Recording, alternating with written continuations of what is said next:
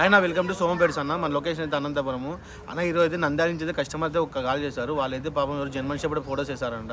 అవి వేసి మీకు 8,000కి వస్తాయండి. వాళ్ళు అడ్వాన్స్ అయితే కొట్టేశారు 5,000. వాళ్ళు మన తర్వాత ఫోన్ ఎత్తలేదంట. పక్కన ఉన్న ఇక్కడ ఉన్నా అక్కడ ఉన్నా అని చెప్తున్నారంట. వాళ్ళైతే నాకు కాల్ చేశారు. అన్న ఇట్లా మీ వీడియోస్ కూడా వేసి మాకు ఇట్లా పప్పీస్ అవైలబుల్ ఉన్నాయని అడుగుతున్నారన్న. అన్న ఎవరైతే మోసపోద్దన్న, అనంతపురం నుంచి అయితే ఎవ్వరు మీకు మోసం అయితే చేయరన్న. అందరూ అయితే మా ఇంటి దగ్గర నుంచి మేము పప్పీస్ అయితే అమ్ముతాం. మా మొహం చూపించే మరి అమ్ముతామన్న. మన దగ్గర అయితే అట్లా జెన్యూన్ పాస్ జరగదు. ఎవరు కూడా మోసపోవద్దండి. క్లారిటీగా వీడియో కాల్ చేయండి, వాళ్ళ మొహాలు చూడండి, వాళ్ళ అడ్రస్ కనుక్కోండి. ఆ తర్వాతే మీరు అడ్వాన్స్ కొట్టండి. అన్న 3,000కి 4,000కి 5,000కి కుక్క పిల్లలు దొరకవు, రావు. ఎవరు అసలు మీరు చెప్పినా కూడా నమ్మద్దు అన్న. మంచి క్వాలిటీ వీడియో ఎవరికి దొరకవు.